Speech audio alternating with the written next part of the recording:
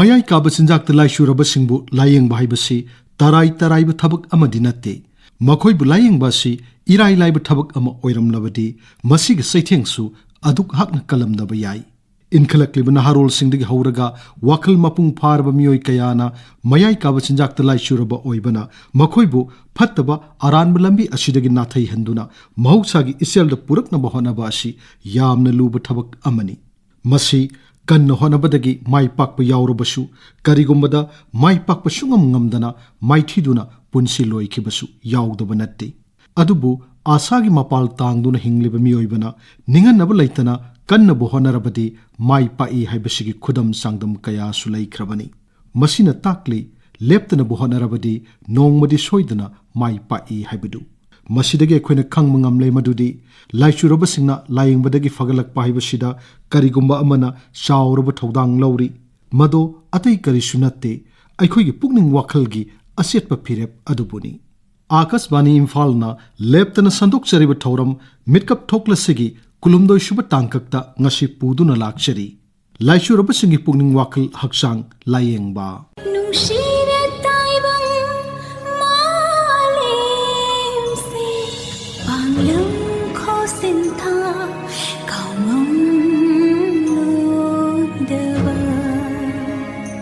Pukning wakhal bu aikhoina khara kupthana nainaba matamda saruk ani thokna yengba yai wakhal haibasina thuna warep lawba ngami oiriba phibam amagi maramda mahakna chaurakpa mityeng amada yumpham oiraga phirep ama heknamak lawba sungami aduga pukning haibasina thanung wakhal buni aikhoina karigumba ama tawramdaida natraga phirep ama lawramdaida pukningna sonthangnana madubu yaningi natraga yaningde haiduna mahaki oiba mot pirakkani aikhoina madubu tabidana namhattuna khong thanglabadi ayama matamda maithi gangani maramde pukningdi asum aranamadi afafata khangna warep lawbagi shakti lei khudam oina hairabada miyoi amana mayai kawasinjak charamdaida pukningna sonthangnana madu chaganu phatte maduna hakchang sokani hairakani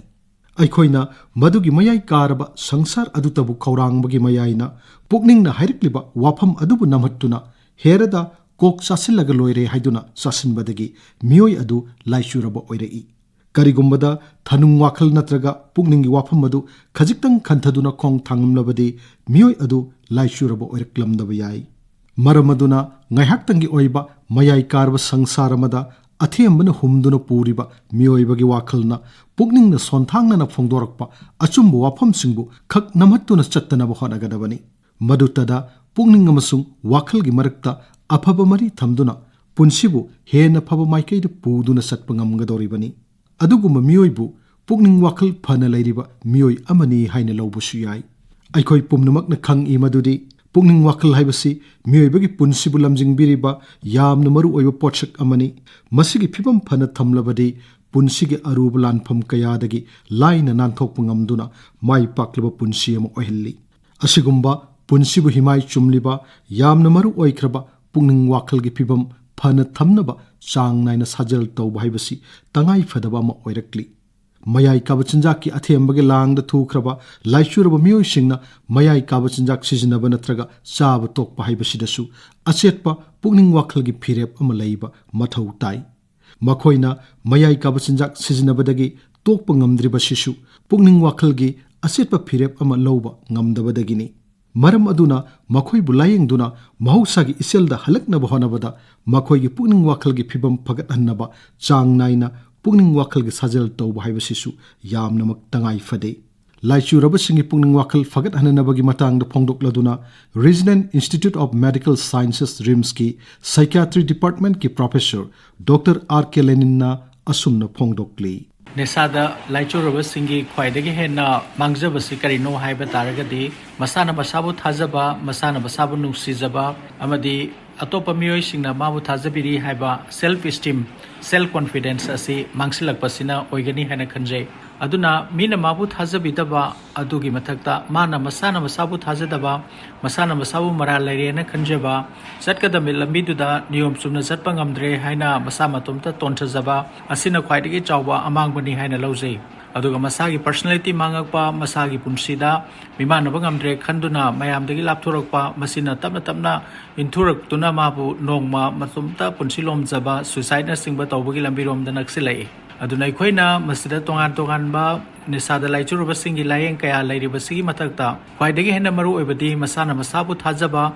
Amadi Achumba Lambida, Mana Pamli Batabak Adu, Haibadi, Nisata Doktuna, Mayamarakta, Hanagumna Tinba, Mama Mapa, Marumapang, Masinmanao, Machamasu, Madi Magi Luina Vika Luinana, Amuk. Nauna Lamina Duna, no Punsi Malakan Habitaragadi, Masan Masabu Tajaba Madi, Masada, Mara Lerabagum Kaliba, do Koktuna, Magi, Achet Pawasak Amaga, Lowang Abzaba, Amadi Madu in Nachapangam Nabahonabasini. Masdesta, Matang Matangi in a di Makoina, Haribapantunga Sipangam Lagashu, Tungkoina Masi, Chataba, Habadi, Magi motivation level, see Hanana Nemtarak Pasida, Koi spiritual inputs, Habatare, Madi, Shorgi, Natraga, Apabalambi, the Chatanabagi, Adugumba. Pautak Mayam, Adugal Richard Mayam, Asi, Sina Bada Kanaroidra Haba Wapam Lai, Asingo Makni, Equina, Karigumba, Egi, Pangal Hala Matam, Kanana Suibu Mating, Pangbinaba, Laitrava Matamda, Equina, Mapu the Sangzaba Hibasi Honasani, Mapudi, Nungsibagi, Magi, Loiba Naidraba, Changzong Naidraba, Ipakni, Pangalgi, Changzong Naidraba, Adugumba,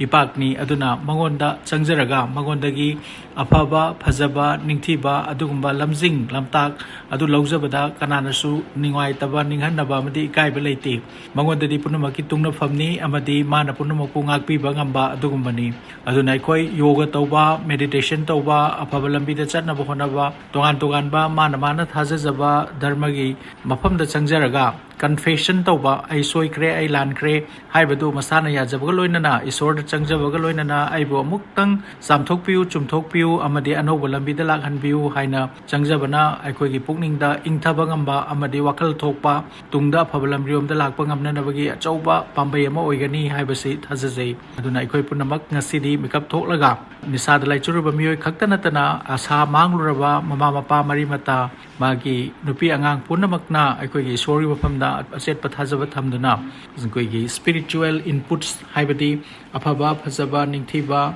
Migi Mating Pangba, Hanbalaitaba, Ninghanadaba, Amadi Apabarom, the Lepter, Sansinabahonaba, Haiba, Taudangasi, Lominarabakanda, Nisa the Laichurabami Singna, Anova Sagi Ning Chongduna, Amuk Nauna Punsirolda, Mayamgi Makta Lakpangamgani, Haibasi Nathanse. Mayai Kabasanjak the Laichurabasingasi, Layeng Duna Fagalak Labasu, Hektamak Amuk Hanna, Mayai Kabasanjak, Sizinaba Yauri. Maramaduna, Makoibo Amuk Hanna, Lambi Adu the Satkidanaba, Fagalak Labamatunda, Section the Senabiba Amadi, Yangshin Biba Tangai Fadi.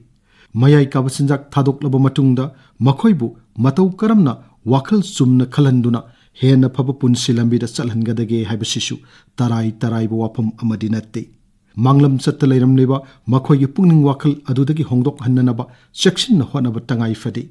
Masigi Matangda, Laingaki Amatangairaba Rehabilitation Center, Anobu Mangal Trust Center gi Project Coordinator cum Vocational Counselor, Hijam Kishore Sana, Asumna Pongdokli. Treatment gi Makhal Kara Hairabada, Fed Base, Amasung, 12-step program na Jingba Sing Lady. Akoina Tauzariba Layeng Patap, Asina, Kongtang Tranitoy, 12-step the base Tauzabani. Drug users Amana, treatment the Changlakpa Matamda, pharmacology ki part, Haibadi. Detoxification amadi magi tangai fadaba hidak langthak na chingmasing tharaba matung class lowba group discussion tohanba amasung counseling gi matingna 12-step program asigi principles nungi oiba atrasing bab tahanli ngasi drug season ruba itininaw kaya amadi matam khara season rakpaduna maram oiraga makhoida drug adu yauddragadi chaning thakning daba Leifam Jabam Kangdaba, Amasung,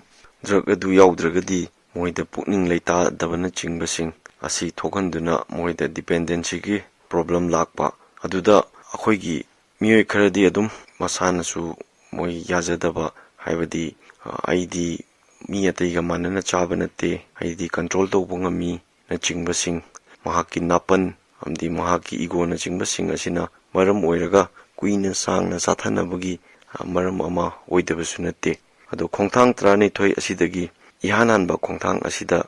ꯍꯥꯏꯕꯤꯔꯝꯃꯤꯕꯁꯤ ꯅꯤꯁꯥ ꯆꯥꯔꯨꯕ addiction ꯂꯥꯏꯆꯨꯕꯗꯨꯅ ꯃꯔꯝ ꯑꯣꯏꯔꯒ ꯃꯍꯥꯛꯀꯤ ꯄꯨꯟꯁꯤ ꯑꯗꯨ ꯃꯊꯣꯡ ꯃꯔꯝ ꯈꯪꯍꯟꯗ꯭ꯔꯦ ꯁꯤꯟꯊꯣꯛ ꯂꯥꯡꯊꯣꯛꯄ ꯉꯝꯖꯗ꯭ꯔꯦ ꯃꯍꯥꯛꯅ control ꯇꯧꯕ ꯉꯝꯗ꯭ꯔꯦ ꯍꯥꯏꯕꯗꯨ ꯃꯁꯥꯅ ꯌꯥꯖꯕ ꯑꯃ ꯄꯨꯔꯛꯍꯟꯕꯗꯨ ꯑꯩꯈꯣꯏꯒꯤ ꯈꯣꯡꯊꯥꯡ ꯏꯍꯥꯟ ꯍꯥꯟꯕꯁꯤꯗ ꯍꯥꯏꯕꯤꯔꯝꯃꯤ ꯃꯈꯥ ꯇꯥꯅ ꯈꯣꯡꯊꯥꯡꯁꯤꯡꯁꯤꯗ ꯂꯥꯛꯏꯕꯁꯤ ꯃꯉꯣꯟꯗꯒꯤ ꯍꯦꯟꯕ ꯁꯛꯇꯤ ꯑꯃꯅ ꯃꯥꯕꯨ ꯍꯥꯟꯅ ꯃꯥꯒꯤ ꯄꯨꯛꯅꯤꯡ ꯂꯩꯇꯥꯕ ꯇꯪꯗꯨ ꯂꯩꯇꯥꯕ ꯄꯨꯟꯁꯤ ꯑꯗꯨꯗ ꯑꯃꯨꯛ ꯍꯜꯂꯛꯍꯟꯕ ꯉꯝꯒꯅꯤ ꯍꯥꯏꯕꯒꯤ ꯊꯥꯖꯕ ꯑꯗꯨ ꯄꯨꯔꯛꯍꯟꯕꯗꯨꯅꯤ ꯈꯣꯡꯊꯥꯡ ꯑꯅꯤꯁꯨꯕꯁꯤꯗ ꯃꯔꯨꯑꯣꯏꯅ ꯍꯥꯏꯔꯤꯕꯁꯤ ꯑꯁꯥ ꯃꯥꯡꯂꯨꯔꯕ ꯑꯗꯒꯤ ꯑꯁꯥ ꯂꯩꯇ꯭ꯔꯕ ꯍꯣꯞꯂꯦꯁ ꯑꯣꯏꯔꯨꯔꯕ ꯑꯗꯨꯒꯨꯝꯕ ꯃꯌꯥꯝ ꯑꯗꯨꯗꯒꯤ ꯊꯣꯛꯂꯛꯅꯕ ꯃꯇꯝ ꯈꯔ ꯁꯣꯏꯔꯨꯔꯒꯁꯨ ꯃꯇꯝ ꯈꯔ ꯂꯥꯟꯅ ꯂꯝꯕꯤꯗ ꯆꯠꯂꯨꯔꯒꯁꯨ ꯑꯃꯨꯛ ꯁꯦꯝꯗꯣꯛꯄ ꯆꯨꯝꯊꯣꯛꯄ ꯌꯥꯏ ꯍꯥꯏꯕꯒꯤ ꯃꯥꯒꯤ ꯃꯉꯣꯟꯗ ꯍꯣꯞ ꯑꯃ ꯕꯤꯂꯤꯞ ꯁꯤꯁꯇꯦꯝ ꯑꯃ ꯁꯥꯒꯠꯄꯗꯨꯒꯤ ꯃꯔꯨꯑꯣꯏꯕ ꯇꯥꯡꯀꯛ ꯃꯌꯥꯝ ꯑꯃꯁꯨ ꯈꯣꯡꯊꯥꯡ ꯑꯅꯤꯁꯨꯕꯁꯤꯗ ꯌꯥꯎꯔꯤ ꯈꯣꯡꯊꯥꯡꯁꯤꯡꯁꯤꯒꯤ ꯃꯈꯥ ꯆꯠꯊꯖꯔꯛꯄ ꯑꯣꯏꯅ ꯗ꯭ꯔꯒ ꯆꯥꯔꯨꯕ ꯏꯆꯤꯟ ꯏꯅꯥꯎꯁꯤꯡꯅ ꯃꯇꯝ ꯑꯃꯗ ꯃꯣꯏꯅ ꯑꯔꯥꯟꯕ ꯋꯥꯔꯦꯞ ꯀꯌꯥ ꯑꯃ ꯂꯧꯔꯨꯕ ꯑꯃꯁꯨꯡ ꯑꯅꯤꯡꯕ ꯑꯄꯥꯝꯕꯗ ꯆꯠꯂꯨꯕ ꯃꯌꯥꯝ ꯑꯗꯨꯅ ꯄꯨꯟꯁꯤ ꯑꯗꯨ ꯂꯩꯈꯥ ꯇꯥꯔꯛꯈꯤꯕꯅꯤ ꯍꯥꯏꯔꯤꯕꯁꯤ ꯃꯈꯣꯏꯗ ꯔꯤꯌꯦꯂꯥꯏꯖꯦꯁꯟ ꯇꯧꯍꯟꯕꯒꯤ ꯌꯥꯝꯅ ꯆꯥꯎꯕ ꯄꯥꯔꯠ ꯑꯃ ꯌꯥꯎꯖꯔꯤ ꯅꯤꯁꯥ ꯊꯥꯗꯣꯛꯄ ꯍꯥꯏꯁꯤꯗꯤ ꯑꯃꯔꯣꯝꯗ ꯄꯪꯂꯨ ꯂꯨꯕꯃꯛꯇꯤ ꯅꯠꯇꯦ ꯇꯧꯕꯇꯕꯨ ꯅꯤꯁꯥ ꯊꯥꯗꯣꯛꯑꯕ ꯃꯇꯨꯡꯗ ꯀꯃꯥꯏꯅ ꯂꯩꯒꯅꯤ ꯀꯩ ꯁꯦꯠꯀꯅꯤ ꯀꯩ ꯆꯥꯒꯅꯤ ꯀꯩ ꯉꯥꯡꯒꯅꯤ ꯄꯨꯟꯁꯤꯔꯣꯜ ꯀꯃꯥꯏꯅ ꯍꯤꯡꯒꯅꯤ ꯍꯥꯏꯕꯁꯤ ꯈꯪꯗ꯭ꯔꯒꯗꯤ ꯍꯥꯟꯅꯒꯤ ꯅꯤꯁꯥꯗꯨꯗ ꯑꯃꯨꯛ ꯍꯜꯂꯛꯄꯒꯤ ꯂꯝꯕꯤ ꯌꯥꯝ ꯆꯥꯎꯅ ꯂꯩ ꯃꯔꯝ ꯑꯗꯨꯅ ꯍꯥꯏꯔꯤꯕ 12 ꯁ꯭ꯇꯦꯞ ꯄ꯭ꯔꯣꯒ꯭ꯔꯥꯝ ꯑꯁꯤ ꯃꯇꯝ ꯆꯨꯞꯄꯗ ꯍꯣꯠꯅꯕ ꯑꯃꯁꯨꯡ ꯃꯥꯒꯤ ꯂꯩꯃꯤꯟꯅꯔꯤꯕ ꯐꯦꯃꯤꯂꯤ ꯃꯦꯝꯕꯔꯁꯤꯡꯅ ꯃꯥꯕꯨ इनकरेज तौबीबा प्रोग्राम असिदा यावनबा मीटिंग चांग नाइना चटनबा होनबीबसिसु इमुंग मनुंगी तंगाई फतबा दायित्वनी हाइना आई थमजगे पुक्निंग वाखल की फिबम फन थमननब होनबदा मेडिटेशन हाइबसी यामन मरु ओइब सरुक अमनी मयाई काबसिंजाक सिजनरिब मियोय अमगी पुक्निंग वाखल बु लाक्सिंदुना महौसागी इसेल पुरकनब होनबदा मेडिटेशन ना चाउना कानब पीरी योगा अमदी मेडिटेशन ना लाइचुरबसिंगी हक्चांग अमदी पुक्निंग वाखल फगल हलकपदा मटेंग पांगली मेडिटेशन ना लाइचुरब मियोयसिंगी पुक्निंग वाखल होंगंदुना मखोइबु फगत हलकपदा अमदी फगलकलब मतुंगदा अमुक हन्न लाइचु खिदनब होनबदा चाउना कानब पीरी मसिगी मतांगदा अनौब मंगाल ट्रस्ट सेंटर की काउंसिलर सगोलसम लुपचंद्र सिंहना असुमन फोंगडोकली निशा चाबा मदा अखोइना प्राणायाम हाइबदी सोर सानबा अमदी मेडिटेशन तौबा असिना पीरिबा कानबसिंग सोर सांगना सिंखतपा अमदी सोर सांगना होंतोकपना हक्चांग यावाबसिंगबु पोथाली अमदी हक्चांग बु तेखलहली दुगा मेडिटेशन तौबदा पीरिबा कानबसिंगदी अदुकी मतिक यामख्रे खुदम ओइना खरा हाइरबदा अखोइना वखल चरागनरपा मतमदा मेडिटेशन तौदुना वखल फाथबा ngमल्ली मेडिटेशन की मतेंगना निंगसिंगबा थोकलुद्रबा कया निंगसिंगबा ngमल्ली नेगेटिव थिंकिंग पॉजिटिव थिंकिंग पुनमक्सिंग असि खनबा ngमल्ली नुंगतिगी चांग नाइना अखोइना मेडिटेशन तौबीबना ब्लड प्रेशर हाइबदी बीपी हंथहली अमदी हार्ट की लेना नहंदे अमसुंग हक्चांगी सेल सिहंदे हक्चांगी सेल सिहंद्रबनिना अखोइना पुंसी सांगतोहल्ली अमदी निशाना लाइचुरबसिंगददी निशादुना मरम ओइदुना पुक्निंग वाखल चरांगनबा सावगनबा पुनबक्सिंग असि मेडिटेशन की मतेंगना फहनबा ngमि मरम असिना अखोइना ट्रीटमेंट तौबदा काउंसलिंग तौबदा मेडिटेशन की मतेंग असि यामना दरकार ओइ मयाई काबसिंजाकता लाइचुब हाइबसी मसामकी पुक्निंग वाखलबु लाक्सिनजब ngमद्रब मियोयसिंगनी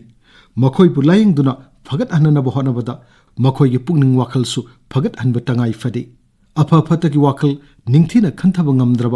मी अमा ओइना हिंगबगी मगुन यौना नेमथरुरबा मखोइगी पुक्निंग वाखलबु लमजिंग लमताक पिदुना नौना मयोल चोंहनदुना अचुंब माइकैद पुरकनब होनगदबनी मयाई काबचिंजाक लाइचुरबसिंगबु महौसागी इचेलद पुरकनब होनबदा मखोइबु लायेंगलिबा रिहेबिलिटेशन सेंटर सिंगदा मखल मखा कयागी लायेंग पथापसिंग चथरी मखोइगी पुक्निंग वाखल hongananabagi matangda chathariba layeng pathapki matangda palladuna anova mangal trust center gi counselor Gurumayum Biswanath Sharmana asumna phongdokli drug addiction gi laina na narabo myoi singna punsi mahing jema gi aninga paboda sum torga lakpana maramar kada he awaba tangka gamada tarakpa adragi thoning da thodok mayamam tholakpa aduna maramar kanda nungi mikap thokpangam da ba nungje shigi ba phumbangna ba mayamama sigumba pungning wakhal ge ba maka phongda ba mayamama ka tangkak sida hek lai aduna prayer sida koina hek horobda haize shor pina bi koida pungning leita bado koina hongan bangam da ba singa da boy koina yazana ba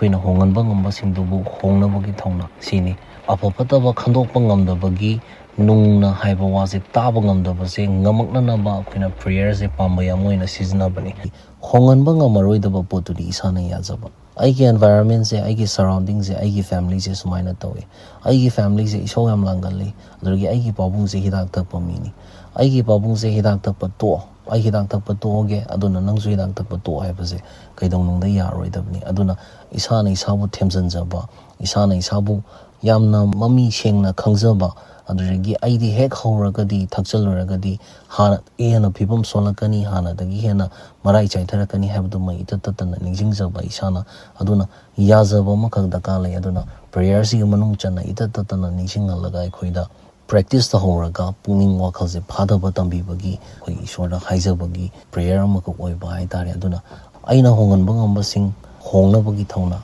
hongan bangamba sing hire kanda kaigumba kairo laikai chaksai jana ba toire adragi sungi mana bagi long ma satore hairi ba long ba je sida isana khangjari ni nungdin tarakpada nungdang tarakpada mayam machi de yu thalakani adu argadi ayu thakpadu yaudana ba mayamna thaiba jaga do changdana ba ayukta chalaga poing pithomba adragi ayukta chalaga phare gunar amaga bai aido horindi lakpadu ngamdong mandre aduna aisenganna la abani ko haibana chingbasing isana sindok chabagi adragi sigumbagi tangkak amala hombagi haiba prayer zigi manung channa akhoida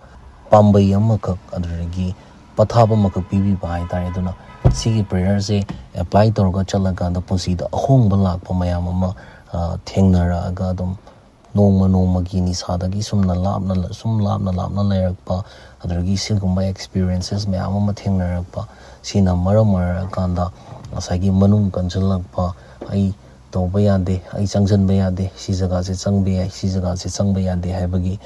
pungning wakhal singkalakpagi tangka gamazu dum lakta banate khongthang tarani thoisigi manung sida patha mayam amugri laikre togum sung hoina ngasi di sumna tagi prayer sigi matangda kharsum chorak na haijabani yoga si bharatna malemgi miyamda piba yamna kanaraba pungning hakchangi pibam phagatlanaba sajel makhal amani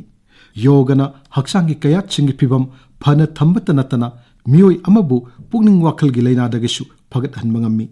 yoga bu malem gi thakta palan tongnaba pradhan mantri Narendra Modi na achoubu thodang lauduna kanna honabadagi ingkomja lisingani taramanga gi jun taramanga dagi hoduna malem gi yoga gi numit palan thorum pangthok pa horakki mayai kabachinjak talai shuraba mioi singi pukning wakhal phagat hananaba honabadasu yoga na chauna kanaba piri makhoi bu layeng liba rehabilitation center singda yoga therapy sing thamduna layeng bagi thabak tauri masigi matangda anobu mangal trust center gi yoga therapist Dr. Haikruzam Josna Devina asumna phongdokli Anoba Mangal Trust Center asida aikoina client singbu detox loiraba matung yoga class yauhalli hakchangi phibam yamna ka henna soklaga lakpa client singbu phajana counseling tawraba matung class asida pukning changnaba thogatpi masagi class yauba ngambagi changdu phawba yauhallaga ngamaktraba matamda pothahalli detox loirabagi matung hapta amadi masagi stamina amadi hainingba khangningba pukning wakhal pothabagi chang yamna nemi adugi matungdagidi class ki kanaba khangakpa amadi hakchang nungairakpa wakhal pukning phathaba ngamaki anoba mangal trust center da yoga tawbagi kanaba kharadang panjarabata hakchang gi flexibility amadi balance puba ngambagi chang hengat hali khwang naba phahali anxiety hantha hanba amadi wakhal potha hali center asida aikoina chathaba hakchang sajel khara panjarabada loosening exercise masina tasalamba muscle flexibility ꯑꯣꯏꯕꯗ ꯃꯇꯦꯡ ꯄꯥꯡꯍꯜꯂꯤ ꯑꯃꯗꯤ ꯍꯛꯆꯥꯡꯗ ꯑꯋꯦꯌꯔ ꯄꯤꯕꯗ ꯃꯇꯦꯡ ꯄꯥꯡꯏ꯫ Dynamic exercise ꯃꯁꯤꯅ ꯏꯟꯖꯨꯔꯤꯁ ꯊꯣꯛꯄꯗꯒꯤ ꯉꯥꯛꯊꯣꯛꯏ, ꯑꯩꯈꯣꯏꯒꯤ ꯅꯔꯚꯁ ꯁꯤꯁꯇꯦꯝ ꯑꯦꯛꯇꯤꯚꯦꯠ ꯇꯧꯕ ꯉꯝꯃꯤ ꯑꯃꯗꯤ ꯖꯣꯏꯟꯠ ꯃꯨꯚꯃꯦꯟꯠꯁꯨ ꯃꯊꯧ ꯍꯦꯟꯒꯠꯍꯜꯂꯤ꯫ ꯁꯨꯔ꯭ꯌ ꯅꯃꯁꯀꯥꯔ ꯍꯛꯆꯥꯡꯒꯤ ꯑꯔꯨꯝꯕ ꯍꯟꯊꯍꯟꯕꯗ ꯃꯇꯦꯡ ꯄꯥꯡꯏ, ꯃꯁꯜ ꯑꯃꯗꯤ ꯖꯣꯏꯟꯠꯁ ꯃꯄꯥꯡꯒꯜ ꯂꯩꯍꯜꯂꯤ, ꯄꯨꯛꯅꯤꯡ ꯋꯥꯈꯜ ꯐꯥꯊꯕ ꯑꯃꯗꯤ ꯐꯣꯀꯁ ꯇꯧꯕ ꯉꯝꯍꯜꯂꯤ, ꯁ꯭ꯄꯥꯏꯅꯦꯜ ꯀꯣꯔꯗ ꯑꯃꯗꯤ ꯑꯦꯕꯗꯣꯃꯤꯅꯦꯜ ꯃꯁꯜꯁꯇ ꯁ꯭ꯇꯔꯦꯠꯆ ꯄꯤ꯫ ꯁ꯭ꯇꯦꯟꯗꯤꯡ ꯑꯥꯁꯥꯅꯥꯁ ꯍꯛꯆꯥꯡ ꯑꯃꯁꯨꯡ ꯈꯣꯡꯒꯤ ꯑꯣꯏꯕ ꯁꯔꯨꯛ ꯃꯄꯥꯡꯒꯜ ꯀꯜꯍꯜꯂꯤ, ꯀꯣꯔ ꯁ꯭ꯇꯦꯕꯤꯂꯤꯇꯤꯁꯨ ꯐꯒꯠꯍꯜꯂꯤ, ꯍꯛꯆꯥꯡꯒꯤ ꯐꯤꯕꯝ ꯃꯨꯔꯇꯤꯁꯨ ꯆꯨꯝꯊꯣꯛꯄ ꯉꯝꯃꯤ꯫ ꯁꯨꯄꯥꯏꯟ ꯑꯥꯁꯥꯅꯥꯁ ꯅꯪꯒꯟꯒꯤ ꯃꯁꯜ ꯚꯔꯇꯤꯕ꯭ꯔꯦ ꯑꯦꯟ ꯂꯨꯝꯕꯥꯔ ꯅꯔꯚ ꯃꯁꯥ ꯐꯒꯠꯍꯜꯂꯤ, ꯉꯛꯁꯝ ꯑꯃꯗꯤ ꯊꯕꯥꯛꯀꯤ ꯑꯣꯏꯕ ꯃꯐꯝꯁꯤꯡꯗ ꯏ ꯐꯖꯅ ꯆꯦꯜꯍꯜꯂꯤ, ꯑꯩꯈꯣꯏꯒꯤ ꯊꯥꯏꯔꯣꯏꯗ ꯒ꯭ꯂꯦꯟꯗ ꯃꯁꯥ ꯐꯍꯜꯂꯤ꯫ ꯄ꯭ꯔꯣꯟ ꯑꯥꯁꯥꯅꯥꯁ ꯄꯨꯛꯀꯤ ꯐꯦꯠ ꯍꯟꯊꯍꯜꯂꯤ, ꯈ꯭ꯋꯥꯡꯒꯤ ꯃꯁꯜ ꯃꯄꯥꯡꯒꯜ ꯂꯩꯍꯜꯂꯤ, ꯈ꯭ꯋꯥꯡ ꯅꯥꯕꯗ ꯅꯠꯇꯅ ꯗꯥꯏꯕꯦꯇꯤꯁ ꯂꯩꯕꯁꯤꯡꯗꯁꯨ ꯀꯥꯟꯅꯕ ꯌꯥꯝꯅ ꯄꯤ꯫ ꯁꯤꯇꯤꯡ ꯑꯥꯁꯥꯅꯥꯁ ꯕ꯭ꯔꯦꯟꯗ ꯕ꯭ꯂꯗ ꯐ꯭ꯂꯣ ꯍꯦꯟꯒꯠꯍꯜꯂꯤ, ꯊꯕꯥꯛꯀꯤ ꯁꯔꯨ ꯍꯥꯏꯕꯗꯤ ꯔꯤꯞꯁꯇ ꯁ꯭ꯇꯔꯦꯠꯆ ꯍꯦꯟꯒꯠꯍꯜꯂꯤ, ꯁ꯭ꯄꯥꯏꯟ ꯐ꯭ꯂꯦꯛꯁꯤꯕꯤꯂꯤꯇꯤ ꯍꯦꯟꯒꯠꯍꯜꯂꯤ꯫ ꯃꯥꯏꯀꯩ ꯐꯥꯡꯅ ꯈꯟꯅꯤꯡꯕ ꯈꯟꯕ ꯉꯝꯕ ꯃꯅꯤꯡ ꯇꯝꯕ ꯃꯤꯑꯣꯏꯕꯒꯤ ꯋꯥꯈꯜꯕꯨ ꯌꯥꯆꯟ ꯂꯥꯛꯇꯨꯅ ꯃꯃꯥꯏ ꯆꯨꯝꯗ꯭ꯔꯕꯗꯤ ꯄꯨꯟꯁꯤꯕꯨ ꯑꯆꯨꯝꯕ ꯃꯥꯏꯀꯩꯗ ꯄꯨꯗꯨꯅ ꯆꯠꯄ ꯈꯛ ꯑꯣꯏꯊꯣꯛꯂꯣꯏ꯫ ꯃꯤꯑꯣꯏꯕꯁꯤꯡꯒꯤ ꯃꯔꯛꯇ ꯋꯥꯈꯜ ꯈꯟꯕꯗ ꯆꯨꯝꯅ ꯈꯟꯒꯟꯕ ꯄꯣꯖꯤꯇꯤꯚ ꯊꯤꯡꯀꯤꯡꯅ ꯍꯦꯟꯅ ꯌꯥꯝꯕ ꯅꯠꯇ꯭ꯔꯒ ꯂꯥꯟꯅ ꯈꯟꯒꯟꯕ ꯅꯦꯒꯦꯇꯤꯚ ꯊꯤꯡꯀꯤꯡꯒꯤ ꯆꯥꯡꯅ ꯋꯥꯡꯕ ꯇꯣꯉꯥꯟ ꯇꯣꯉꯥꯟꯕ ꯃꯤ ꯃꯈꯜꯁꯤꯡ ꯂꯩꯔꯤꯕꯅꯤ꯫ ꯈꯨꯗꯝ ꯑꯣꯏꯅ ꯍꯥꯏꯔꯕꯗ ꯏꯁꯤꯡ ꯇꯪꯈꯥꯏ ꯌꯥꯎꯕ ꯒ꯭ꯂꯥꯁ ꯑꯃ ꯎꯕꯗ ꯅꯦꯒꯦꯇꯤꯚ ꯊꯤꯡꯀꯤꯡꯅ ꯆꯥꯡ ꯋꯥꯡꯕ ꯃꯤꯑꯣꯏ ꯑꯗꯨꯅ ꯑꯁꯨꯝꯅ ꯍꯥꯏꯔꯛꯀꯅꯤ, ꯒ꯭ꯂꯥꯁ ꯑꯁꯤ ꯏꯁꯤꯡ ꯇꯪꯈꯥꯏ ꯑꯃ ꯌꯥꯎꯗ꯭ꯔꯦ ꯍꯥꯏꯅ꯫ ꯑꯗꯨꯒ ꯄꯣꯖꯤꯇꯤꯚ ꯊꯤꯡꯀꯤꯡꯅ ꯆꯥꯡ ꯍꯦꯟꯕ ꯃꯤꯑꯣꯏ ꯑꯗꯨꯅ ꯑꯁꯨꯝꯅ ꯍꯥꯏꯔꯛꯀꯅꯤ, ꯒ꯭ꯂꯥꯁ ꯑꯁꯤ ꯏꯁꯤꯡ ꯇꯪꯈꯥꯏ ꯑꯃꯗꯤ ꯌꯥꯎꯔꯤ ꯍꯥꯏꯅ꯫ ꯑꯗꯨꯅ ꯆꯨꯝꯅ ꯈꯟꯒꯟꯕ ꯑꯃꯗꯤ ꯂꯥꯟꯅ ꯈꯟꯒꯟꯕ ꯑꯅꯤꯒꯤ ꯋꯥꯈꯜꯂꯣꯟꯁꯤ ꯃꯄꯨꯡ ꯐꯥꯅ ꯇꯥꯏꯑꯣꯟꯅꯕ ꯑꯃꯅꯤ꯫ ꯃꯔꯝ ꯑꯗꯨꯅ ꯑꯩꯈꯣꯏꯅ ꯋꯥꯈꯜ ꯈꯟꯕꯗ ꯌꯥꯔꯤꯕ ꯃꯈꯩ ꯆꯨꯝꯅ ꯈꯟꯅꯅꯕ ꯍꯣꯠꯅꯕ ꯇꯉꯥꯏ ꯐꯗꯦ꯫ ꯂꯥꯏꯆꯨꯔꯕꯁꯤꯡꯒꯤ ꯄꯨꯛꯅꯤꯡ ꯋꯥꯈꯜꯕꯨ ꯃꯥꯏꯌꯣꯟ ꯆꯨꯝꯅ ꯄꯨꯔꯛꯅꯕ ꯍꯣꯠꯅꯕꯅ ꯃꯈꯣꯏꯕꯨ ꯃꯍꯧꯁꯥꯒꯤ ꯏꯆꯦꯜꯗ ꯄꯨꯔꯛꯄꯗ ꯆꯥꯎꯅ ꯃꯇꯦꯡ ꯑꯣꯏꯒꯗꯧꯔꯤꯕꯅꯤ꯫ ꯃꯁꯤꯒꯤ ꯃꯇꯥꯡꯗ ꯑꯥꯔꯠ ꯑꯣꯐ ꯂꯤꯚꯤꯡ ꯃꯅꯤꯄꯨꯔꯒꯤ ꯁ꯭ꯇꯦꯠ ꯀꯥꯎꯟꯁꯤꯜ ꯃꯦꯝꯕꯔ ꯑꯣꯐ ꯀꯔꯃ ꯌꯣꯒꯥ ꯂꯥꯡꯕꯝ ꯑꯅꯤꯇꯥꯅ ꯑꯁꯨꯝꯅ ꯐꯣꯡꯗꯣꯛꯂꯤ꯫ ꯁ꯭ꯄꯤꯔꯤꯆꯨꯋꯦꯂꯤꯇꯤ ꯍꯥꯏꯕꯁꯤ ꯏꯁꯥꯒꯤ ꯄꯨꯛꯅꯤꯡꯒꯤ ꯏꯍꯨꯜꯕꯨ ꯁꯛꯈꯪꯖꯅꯕꯒꯤꯅꯤ꯫ ꯑꯃꯔꯣꯝꯗꯅ ꯇꯥꯏꯕꯪꯄꯥꯟꯁꯤꯗ ꯑꯩꯒꯤ ꯍꯥꯏꯕ ꯏꯁꯥ ꯈꯛꯇꯒꯤ ꯑꯣꯏꯕ ꯋꯥꯈꯜꯂꯣꯟꯁꯤꯡꯗꯒꯤ ꯃꯄꯥꯟꯗ ꯄꯨꯊꯣꯔꯛꯄꯗꯨꯅꯤ꯫ ꯃꯄꯥꯟꯒꯤ ꯑꯣꯏꯕ ꯄꯨꯟꯁꯤ ꯃꯩꯔꯦꯟꯁꯤꯟꯗꯒꯤ ꯍꯦꯟꯕ ꯍꯤꯡꯅꯅꯕꯒꯤ ꯂꯝꯕꯦꯟ ꯑꯃ ꯂꯩ ꯍꯥꯏꯕ ꯈꯪꯕꯒ ꯂꯣꯏꯅꯅ ꯑꯩꯈꯣꯏ ꯏꯁꯥꯃꯛ ꯇꯥꯏꯕꯪ ꯃꯥꯂꯪꯄꯥꯟꯁꯤꯒꯤ ꯁꯔꯨꯛ ꯑꯃꯅꯤ ꯍꯥꯏꯕꯁꯤ ꯈꯪꯅꯅꯕ ꯍꯣꯠꯅꯕꯗꯨꯅꯤ꯫ ꯃꯁꯤ ꯂꯥꯏꯅꯤꯡ ꯑꯃꯠꯇꯒ ꯃꯔꯤ ꯂꯩꯅꯗꯦ꯫ ꯅꯤꯁꯥꯗ ꯂꯥꯏꯆꯨꯔꯕ ꯃꯤꯁꯤꯡꯅ ꯅꯣꯡꯃ ꯅꯣꯡꯃꯒꯤ ꯊꯣꯛꯂꯕ ꯍꯥꯏꯗꯨꯅ ꯂꯦꯟꯕꯒꯤ ꯄꯨꯟꯁꯤ ꯃꯔꯦꯟꯗꯨꯗꯒꯤ ꯊꯩꯗꯣꯛꯇꯨꯅ ꯃꯍꯥꯛꯀꯤ ꯄꯨꯟꯁꯤꯕꯨ ꯃꯃꯜ ꯂꯩꯅ ꯑꯃꯁꯨꯡ ꯁꯃꯥꯖꯁꯤꯒꯤ ꯃꯅꯨꯡꯗ ꯃꯔꯨ ꯑꯣꯏꯕ ꯊꯧꯗꯥꯡ ꯑꯃ ꯂꯧꯒꯗꯕ ꯂꯩ ꯍꯥꯏꯕꯗꯨ ꯒ꯭ꯌꯥꯟ ꯇꯥꯍꯟꯅꯕꯒꯤ ꯂꯝꯕꯤ ꯑꯃꯅꯤ ꯍꯥꯏꯕꯁꯨ ꯌꯥꯏ꯫ ꯑꯃꯔꯣꯝꯗꯗꯤ ꯃꯤ ꯑꯃꯅ ꯃꯁꯥꯒꯤ ꯃꯁꯛ ꯈꯪꯖꯅꯅꯕ ꯂꯣꯏꯅꯅ ꯄꯨꯟꯁꯤꯕꯨ ꯃꯁꯛ ꯈꯪꯅꯅꯕꯒꯤ ꯂꯝꯕꯤ ꯑꯃꯅꯤ ꯍꯥꯏꯕ ꯌꯥꯏ꯫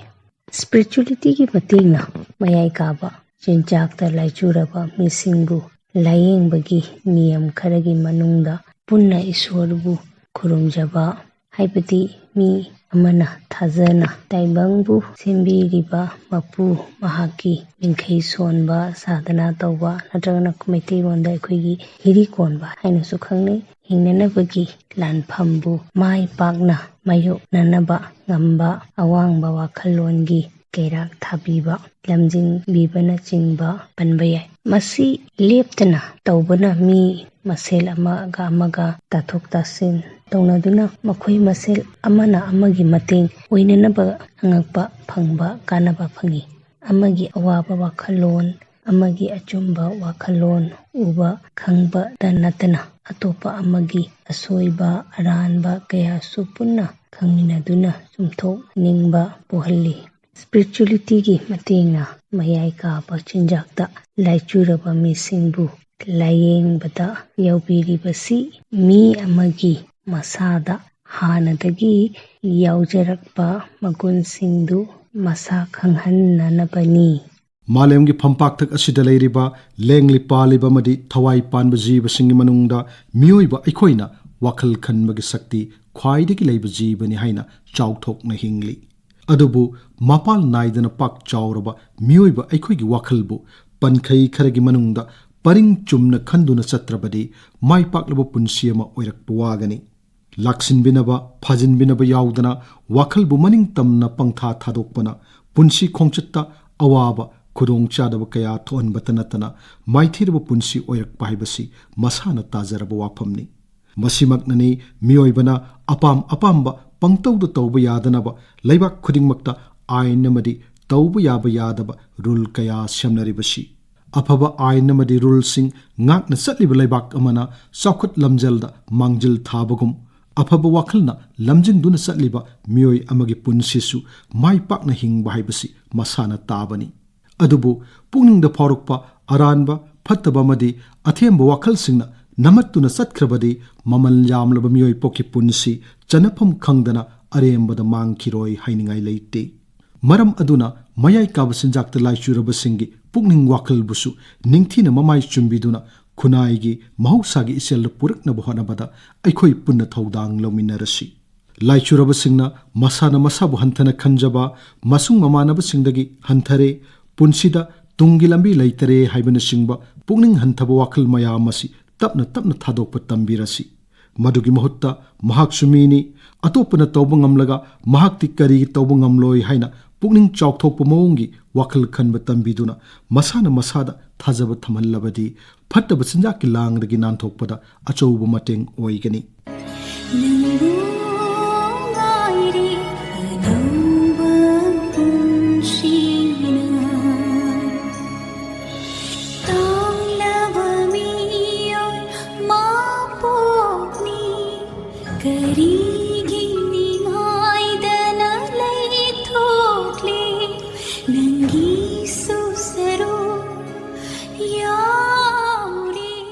ꯃꯇꯥꯡ ꯑꯁꯤꯗ ꯑꯥꯀꯥꯁꯕꯥꯅꯤ ꯏꯝꯐꯥꯜꯅ ꯂꯦꯞꯇꯅ ꯁꯟꯗꯣꯛꯆꯔꯤꯕ ꯊꯧꯔꯝ ꯃꯤꯠꯀꯞ ꯊꯣꯛꯂꯁꯤꯒꯤ 22 ꯁꯨꯕ ꯇꯥꯡꯀꯛꯇ ꯂꯥꯏꯆꯨꯔꯕꯁꯤꯡꯒꯤ ꯄꯨꯛꯅꯤꯡ ꯋꯥꯈꯜ ꯍꯛꯆꯥꯡ ꯂꯥꯏꯌꯦꯡꯕ ꯂꯣꯏꯖꯔꯦ꯫ ꯊꯧꯔꯝ ꯄꯨꯊꯣꯛꯄ ꯊꯣꯛꯆꯣꯝ ꯖꯣꯒꯦꯟꯗ꯭ꯔꯖꯤꯠ, ꯊꯧꯔꯝ ꯑꯁꯤꯒꯤ ꯑꯏꯕ ꯑꯃꯁꯨꯡ ꯂꯥꯟꯊꯣꯛꯆꯈꯤꯕ ꯉꯥꯡꯉꯣꯝ ꯀꯤꯔꯟ꯫